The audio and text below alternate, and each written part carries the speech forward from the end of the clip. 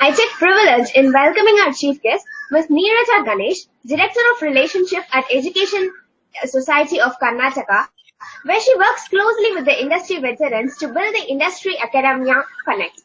Her focus is to ensure the curriculum of institutions is relevant to the current and future industry needs. She is also a freelance consultant who conducts various training programs and workshops on training and behavior. Prior to this, she had 25 years of experience in information technology. She has a very strong inclination to make the women of our country to have a positive mindset and reach their potential. With this intent, she has driven diversity and inclusion programs in her organization. She works as a mentor at Jobs for Her and Inspire for Her Foundation. She has received the Her Rising Award in the Women in Education category. Also, she has been the jury panel for many innovation competitions, including MIT Sloan School of Management, USA's Inclusive Innovation Challenge. It's a great honor to have you with us today, ma'am. Over to you. Thank you so much. My pleasure to be on this platform and to be able to address the young students, which has always been my passion. So can I take over?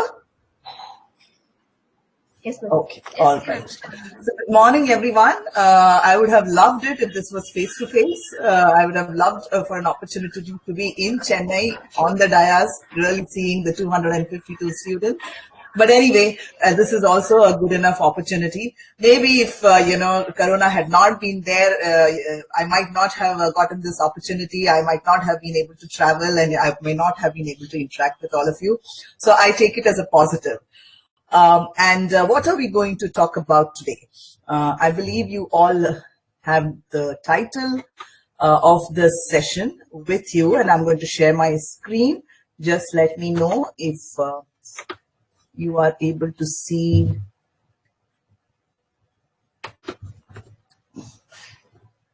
my screen. It should show you Rethinking the New Normal on the slide. Are you able to see that? It's visible, ma'am. Okay, yes, fine. All right. So this is the topic for today, and I assume that most of you would be familiar with this term, which is called the new normal, right? So we knew what the normal was all these years, the 20 years, 18 years that you've kind of, been in this world. And now suddenly in the last 6 to 8 months, we have the new normal that we are getting used to. And there is also a term which has come up, which is the next normal, which means that once and whenever this episode of the pandemic is over, we are not going to go back to what was the normal.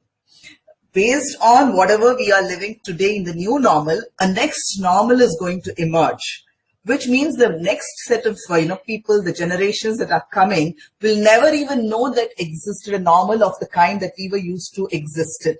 So when, your grandparents or, even your parents speak about in our days, it used to be like this, you sometimes wonder, how did they even live? I think the future generations are going to, wonder if we say this is how we were, we went to the movies, we went to the malls, and we had, thousands of people congregating at a place. Anyway, I'm not going to guess what the next normal is going to look at. I thought that I'm going to draw a parallel between what used to happen in the normal and what is happening in the new normal in terms of how you students have to adapt and change yourselves to be able to get to that particular aspiration or goal with which you all have joined the college. While acquiring knowledge doesn't necessarily mean that it is to get a job. Acquiring knowledge is a continuous process, and you have to acquire knowledge for the sake of, learning. All of us know that at the end of, getting a degree, we want that job or we want to start something on our own. So let me talk about that in today's session. Getting your first job, right? Now, I'll narrate you the story of my first job. How did I get it? So I was doing a course at NIIT, and some of you might be familiar with this institute. It's kind of one of the premier institutes when it comes to the computer education. And I'm talking about 1990, early 1990s, when, the computer boom had just hit us. There were a lot of institutes like this which had come up with 1 semester, 2 semester, 4 semester courses for us to understand what computers was all about. So again, that was an era when, we didn't know what computers was till we actually, went into an NIIT when we were 20 plus to understand it. today, the kids know what computers are, what devices are when they kind of are born. And I had signed up for a 4-semester course. And when I was in the 3rd semester, this company called Sonata came over and they wanted to hire some of us on a 3-month contract assignment. They had got this huge project from one of their clients, which was converting the PL1 code to COBOL. Now, I don't know how many of you know PL1, I'm not saying no in terms of coding, but even have heard of a programming language called PL1, a programming language called COBOL. COBOL itself is ancient, but PL1 was even more ancient, and hence the client had wanted all the PL1 code to be converted into COBOL. And that was, the first assignment that we all got into. Now, why did they come to a computer institute? It was quite a mundane job, right? You didn't have to use any brain because there was a document which was called as the accepted conversion methodology, in which all this PL1 syntax was written, and they had told us, how we are going to convert it to COBOL. So blindly, you have to look for, okay, this is the syntax, change it to this. It was a very, very, monotonous job. Now, you may ask me, why do you need people to do this? You can actually automate all of this. I'm talking early 1990s. And even then, actually, they attempted some kind of an automation. So, 6 months down the line, they actually wrote a C program that would go through the COBOL code. They put some intelligence into it and take the PL1 code and throw out the COBOL code. But you still needed a human to kind of go through it to see whether it had correctly converted, and any errors you had to kind of, rectify. So they needed people to do this manual work, and they must have thought, let's just get some computer literate, some people who know programming, because one doesn't know where this is going to take us. We all joined this institute for 3 months, joined this organization for 3 months. The 3 months of contract extended to 6 months. The 6 months extended to 9 months. And after 9 months, all of us got absorbed as permanent employees in that organization. So the client went on giving more and more work, and that's when the organization realized that it's good, to keep all these contractors as permanent employees in the organization. And that was my first job. I stayed there for 2 years, and then I went on to join a company called as Manhattan Associates. Now I want to talk about my daughter's first job. So my daughter Sneha is 18, kind of the same age as all of you. She's doing her first year BSc in Maths, Computer Science and Statistics here in Bangalore. So she's already working. You may imagine and wonder why, how, right? So in March, when she was writing her 12th, and all of you have gone through that episode this year, one paper was, blocked. 23rd March was the last English paper. 22nd March, was our Janata curfew, I think, and they decided to postpone the English paper. So she announced holidays for herself because one doesn't know when that paper is going to happen. And if you remember, the minute the lockdown had happened, almost every other organization and, institute was offering free courses and webinars. So she signed up to tons and tons of those and, decided to spend her so-called holidays, learning amidst the many other things that she wanted to do. She also signed up for an internship, a 1-month internship with this organization called as Aspire for Her, a new platform which was launched in March, which is for girls in the age group of 18 to 25, helping them to look at their careers. So they wanted campus ambassadors. So these are girls in the same age group who can go and spread the word around. The term ambassador means, you can spread the word around about this particular brand and get more members, to their portal. So it was a 1-month internship, and all of them who got signed up as ambassadors were given daily tasks to do. So today you're going to contact 10 people, 10 of your friends, and tell them what Aspire for Her. Second day it would be, okay, today you're going to write a post on LinkedIn and reach. Third day it might be Insta. So every day they would have a daily activity, and they had to kind of spread the word around. So she did that for 1 month, campus ambassadorship. As she finished that, so that was only for 1 month. There were about 15 of them who had signed up. She and another girl got picked up to be part of the core team of Aspire for Her. Okay, the core team had 6 people when they started. They must have seen something really good that Sneha and this other girl did, and they became part of the core team, and Sneha was asked to become the social media strategist. And in a couple of months, she was moved from a social media strategist to, actually managing alliances. So this organization needs a lot of alliances, from corporates, from skilling organizations, from colleges and things like that. So she is, leading the alliance management, something like, my role or Bala sir's role in terms of, actually contacting industry bodies and, getting alliances going. And she's now, of course, studying in her first semester. So even before she finished her 12th, or, even before she's, finished her first semester, she's in a job. Well, of course, I have to say that the internship and, the responsibilities don't come with a salary, but the amount of learning that she has had out of this is immense. What does she want to pursue later? She, of course, wants to pursue data science because that's why she's picked the subjects of math, statistics, computer science. But, the amount of learning she's had otherwise with this particular organization has been immense. So what am I trying to tell you, right?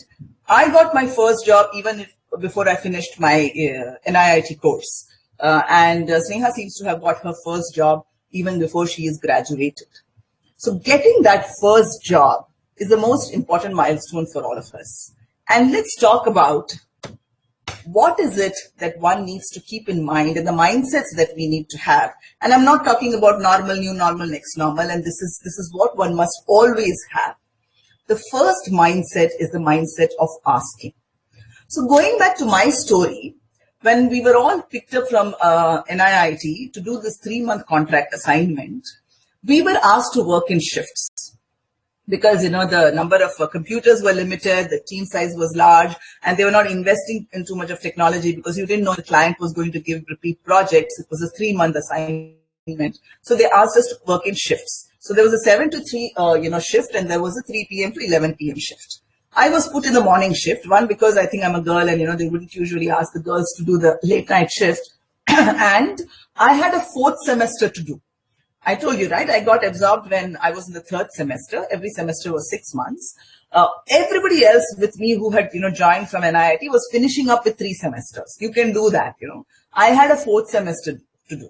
And my 4th semester classes used to happen from 3 p.m. to 5 p.m. on alternate days, 3 days a week. So they must have decided, okay, she'll go for classes also, so let her be in the morning shift. Now, this would have worked perfectly for me, but I'm talking about 1993, right? When we didn't have computers at home. And in NIIT, we had 6 hours of class every week, 4 hours of theory and 2 hours of practical. Now, you can imagine how much you can learn in 6 hours with only 2 hours of practicals. So what we used to do was we would hang around in the institute looking for spare PCs. So somebody would be absent in, some batch and there would be a PC available, or it would be a break hour or lunchtime and all of that.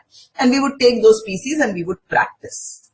Now, with the shift that I was allocated, this was going to become very hard because you never know when a PC is free in the institute, right?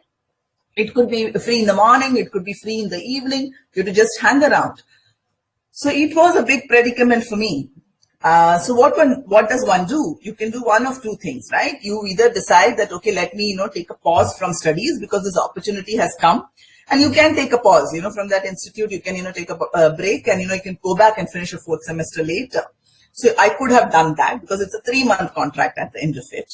Or I could have decided that, no, let me let go of this job because anyway, it's only 3 months. Let me focus on my, last semester and then look for a better job.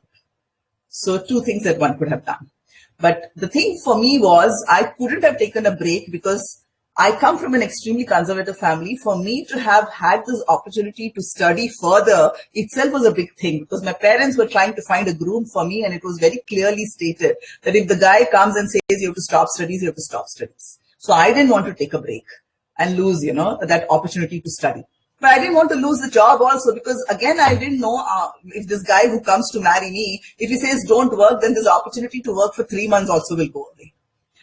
So, and I happen to be a very meek, timid girl, very shy girl. You probably don't believe that now, but that is how I was. But I mustered up some courage and I said, let me have a chat and conversation at Sonata. And I went and asked my manager. I told her, see, this is the scene that, I really don't know whether I can commit to a shift because of me having to wait in the institute for spare PCs. So I don't know when that is going to be. The manager understood and she said, okay, we will make an exception for you. We will allocate you a PC dedicated just for yourself. So you can come in whenever and you can go whenever you have to go, as long as you finish the work that is given to you and you deliver it to the required quality standards that we have. And we are not going to reduce the amount of work being given. Everybody in the team will get the same amount. You will also get the same amount. You figure out how you're going to do it. So they made that exception for me. And that worked out well for me. So I would go in the mornings to the institute. If I get a couple of hours, I would work there, then come back to Sonata, from Sonata, go again to institute. I did whatever. But I had that, available. After 3 months, as I said, the contract got extended. I continued with my fourth sem. The contract was extended for totally 9 months of contract. By the time we all got into permanent employment, I had also finished my fourth semester.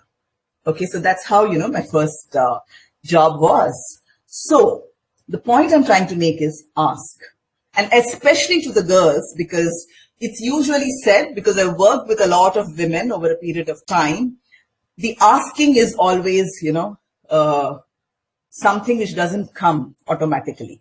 You think 100 things, you presume 100 things, and you keep quiet. But of course, to the boys also and the girls also, ask for what you want. What is the worst that can happen? Maybe you'll be deprived of it. If I had not had that conversation, I would have probably never got into Sonata, and maybe, my career wouldn't even have started off, or I may have got into some other job and it would probably not have the trajectory that I have had now, right? So asking is the most important thing that I want all of you to remember, and it is nothing to do with COVID, nothing to do with new and next normal. It is the way of life. Now, I told you about me after 2 years of Sonata going to Manhattan Associates. That was my second job. Now, how did that happen? After 1 year in Sonata, after we got the permanent employment, I really wanted to explore other opportunities. I'm talking about an era where there was no internet. So how do you know which companies are hiring? And how do you even know what companies exist? So the only thing was, the newspaper, which used to have, I think once a week, there would be, this supplement where there would be jobs posted by companies. And since I was in the IT field, there was one computer magazine that used to come called Data Quest or something. I don't know whether it still exists. So I used to look at this, newspaper every week and look at the companies which are hiring. Now, there hardly any hiring for software engineers, computer, professionals. It would be for any kind of other kind of job. Mostly banks, government jobs, public sector jobs is what would come up. But what I would do is I would pick up that particular address that was given and send my biodata there. So how do you do biodatas?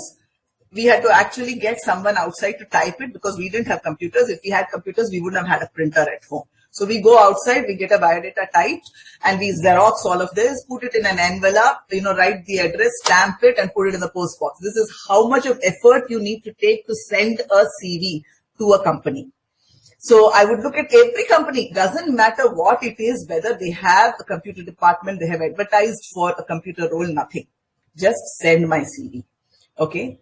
And I actually have a diary in which I have written on which date to whom I sent my CV. And if I look at it today, it's got 135 addresses. So I have sent 135, CVs of mine in a year's time, which is a big number given the effort and, the kind of an amount of opportunities that probably existed in those days.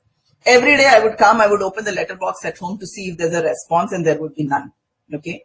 Maybe 2 companies responded to me saying that, thank you, we will keep your CV in our data bank because we don't have, any opportunities that suit your profile now, which is also a big effort from the company. Today, it's very easy to email and somebody can respond. But at that time, if they had to respond to every other person like me who's sending, it would have been a big effort. Finally, there was one company, which is Manhattan Associates, who did call me for an interview. And I got that job. And I actually moved from Sonata for double the salary that I was, getting in Sonata. Now, let me talk about my daughter Sneha, which is, more current. I'm not talking the 1990s, which is just this year, 2020. How did she move on to become a social media, strategist, from the 1 month of campus ambassadorship that she had been given? So I told you during that 1 month period, every day they would be given tasks. There would be, as I said, put a LinkedIn post, put an Instagram, talk to 10 people, bring this one, and, or speak to someone. It would be, just that much that they had to do. But Of course, all of you know that, social media is the way to go these days. And I hope each of you is on LinkedIn. You might be on 100 other social media platforms, but LinkedIn is a must for all of you. If you are not, today's your homework is to go and create a LinkedIn profile for yourself. Okay.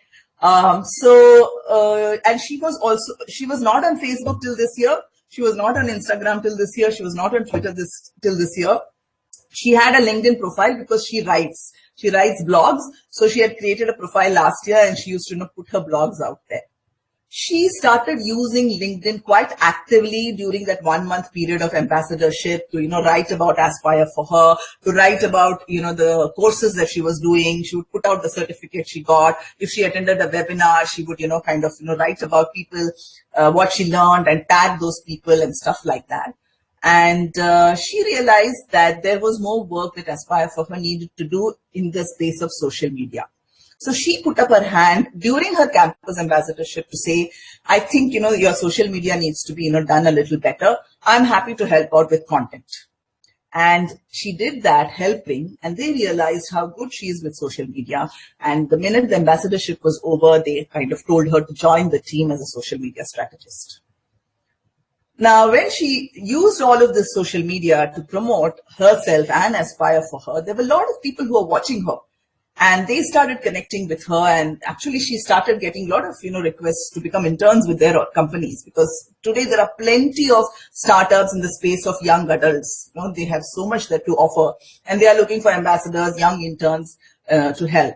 So while she was getting a lot of internships also, what also happened was people started asking her what is Aspire for her, the curiosity that, they had. And slowly she started bringing alliances for this organization, because Aspire for her as a platform works with alliances. As I said, alliances with colleges, alliances with companies and things like that. And she started doing that. And Aspire for her, the founder, noticed that she's extremely good, in bringing these alliances. And in a couple of months, they moved her into the role of leading the alliance management. The moral of the story here is that you can keep waiting for opportunities to come, but you have to create opportunities for yourselves. And today there is plenty that one can do.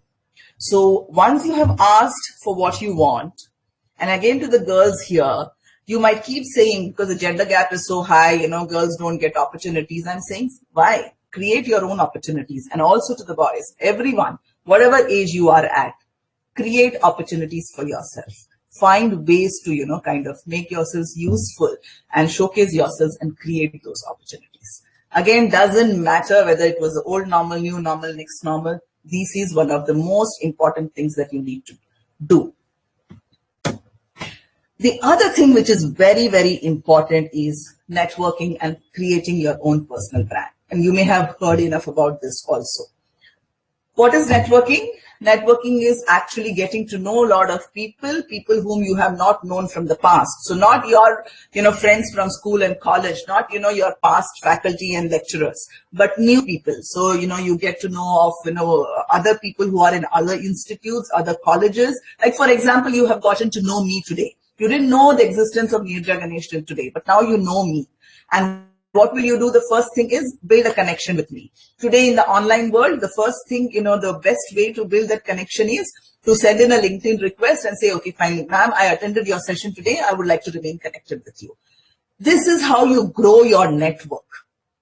You would have heard that, this person got this opportunity because she's well networked, right? It's only through networks that you get opportunities. And the reality in our country is the supply and demand situation of the job market is such that we've got plenty of supply. There are just too many people out there applying for jobs and very limited demand. So let me, quiz you. When I was in Capgemini, and in India, we had about 1 lakh employees in Capgemini at that point in time, we were asked to refer fresh graduates. Any guess in terms of how many, applications or how many references went in? If anybody is writing in a chat window, one of you can just, voice out. Because I'm not able to see the chat window.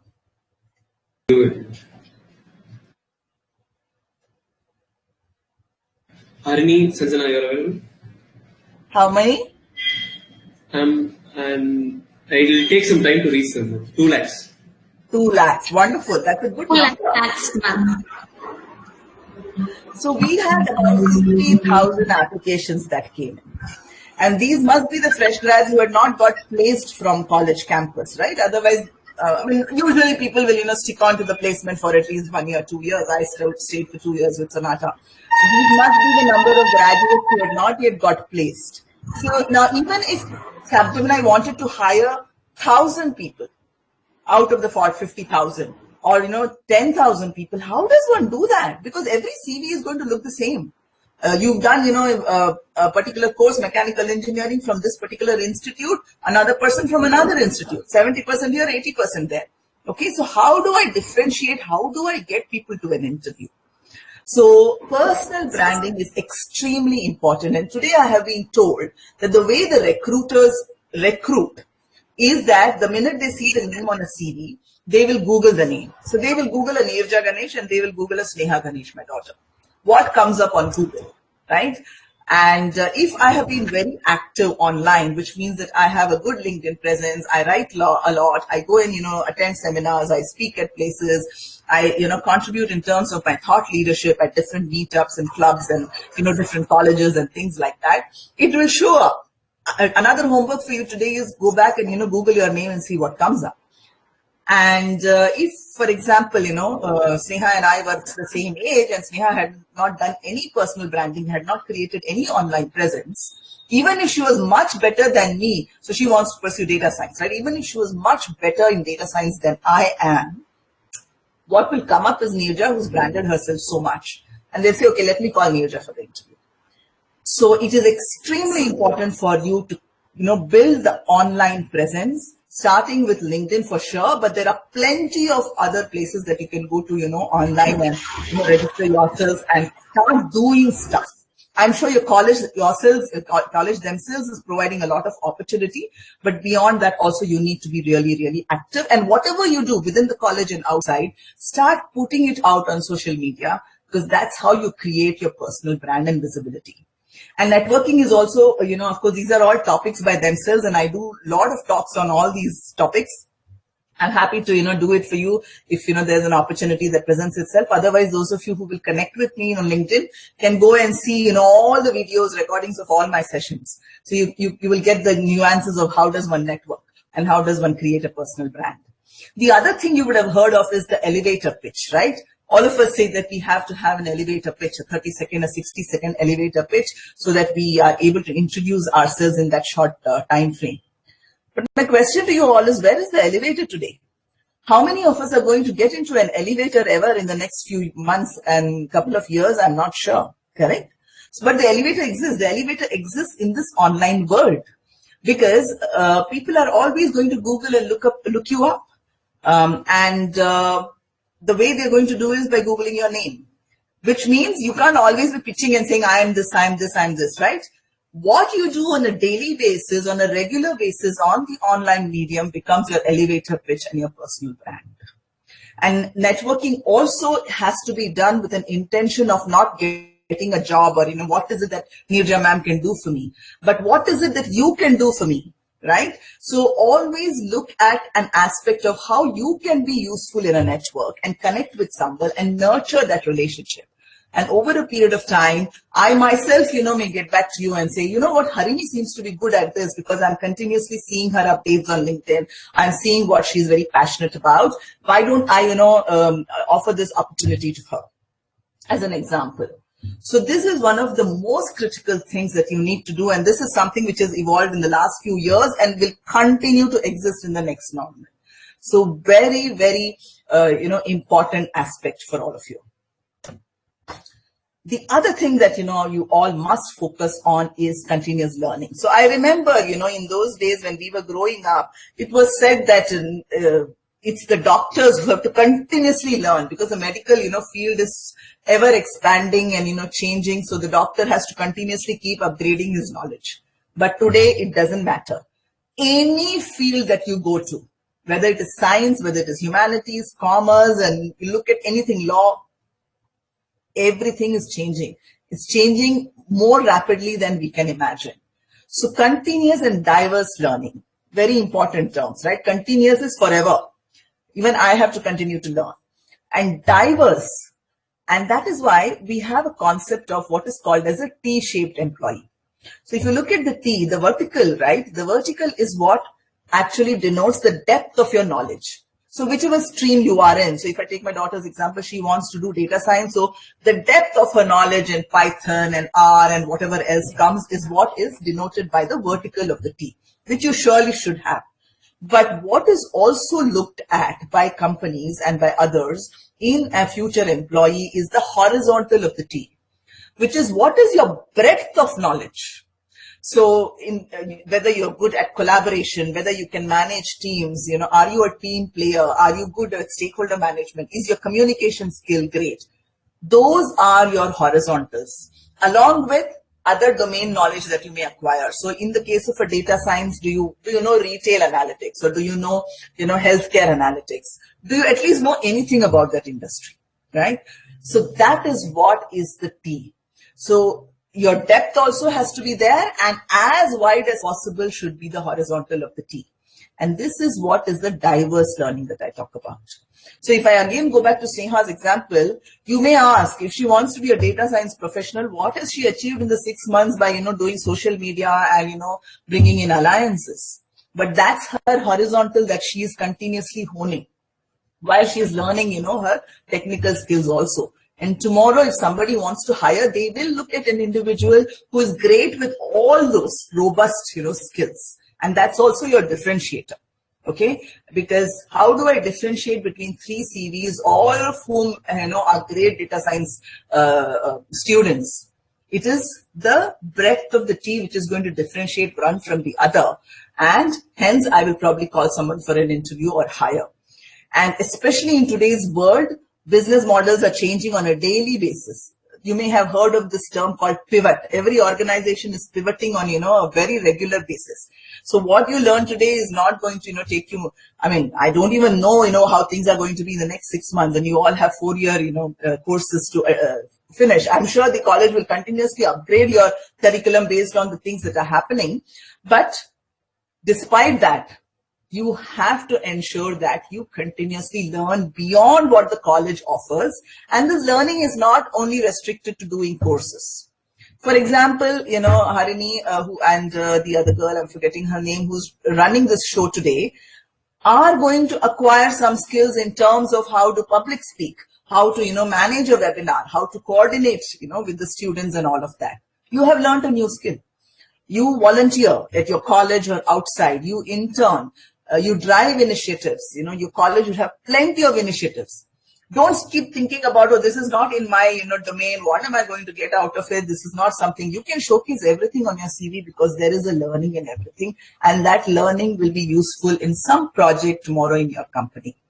So please ensure that you continuously learn, and diverse learning through not only courses outside of your college, but also through volunteering, internships, driving initiatives, and many others. Maybe you yourself can launch a network. You yourself can launch an initiative and, get others to, drive that along with you. So you immediately become the leader of, an initiative. So this is absolutely important. Okay. I just thought I will quote this example of this initiative, which is called a Space Up Moms, which has come up. Somebody asked me to come and speak for them. So this is a student-led initiative, and they realized that for many of us whose mothers may be homemakers, who are not very tech savvy, they realized during the lockdown that they were really getting difficult to, either, order online groceries or vegetables and, everything beyond. So the students have come together and started this initiative called as Space Up Moms, which means that they are going to be equipping these homemakers with basic technology skills, and over a period of time, if those women, the mothers, are interested, they can actually go on and learn more and probably have a career of their own. Such a beautiful initiative. And they are, obviously, there is a founder and a co-founder of this initiative and all of that. The minute these people go to, maybe they can, run this and make it a venture of its own, or maybe they can keep it as a pet project, and after their course, they can go and get employment somewhere else. but look at the amount of learning that they have from this, the differentiation that they can show for themselves from this, right? And they can call themselves as leader. Every leadership trait, can be proven by, running an initiative like this. So very, very important for you to continuously learn and diverse learning. And the last one that I'm going to, speak about is a special note to the girls, because I was asked to do this. So the boys, please don't, be disheartened, because all of this, matters to you also. But I want to focus on the girls, because there is a gender gap. Today, you may have 50-50 in your college, in your class. But the minute you, get into your first job, that would have come down. It could have become a 40-60. And as you grow in your careers, you will see that 40 will become 30. And towards the very senior leadership roles, it might be 10, 5, or even 0. So why so? And hence, I want to tell the girls, be very clear about your ambition. Ambition and intentional careers, go together. What is the meaning of that? You have to be very, very clear what is it that you want to achieve in your career. And of course, for all the boys too. While I have said that it is a changing world, but still there has to be some ambition to say that, okay, today I want to, and I know the IT world more, so, I'm talking IT. I want to be a programmer today. In 2 years, I want to become a designer. In another 5 years, I want to be a technical lead, and I want to be a team lead. And in 10 years, I want to, kind of manage this large portfolio, or I want to start on my own. You have to have a very clear ambition. Possibly things could change, right? In 2 years, there may not be a role of a designer at all, for all you know. But that's okay. As long as you have the ambition and it is extremely intentional, you will also carve a path for you based on how the careers are progressing and the industry is changing and the scene is changing for you. It cannot be let me see and take it as it comes. So the minute it is that, things will just slide down.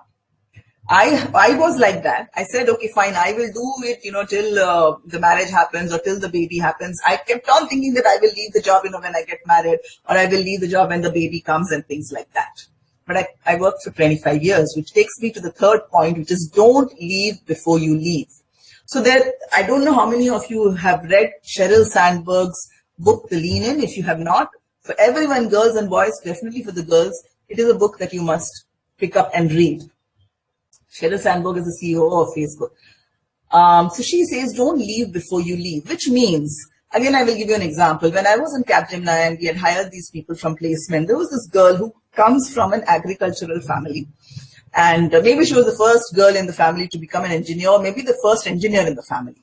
So she came and told me that her father had very clearly told when the placements were happening that she should not pick up any IT job in a software company, because it's going to be extremely tough for her to manage, home the minute she gets married and then when she has kids and all that stuff. And he said, pick up, a teaching job. Now, I have nothing against a teaching job. It's the most noblest of professions and we need teachers today.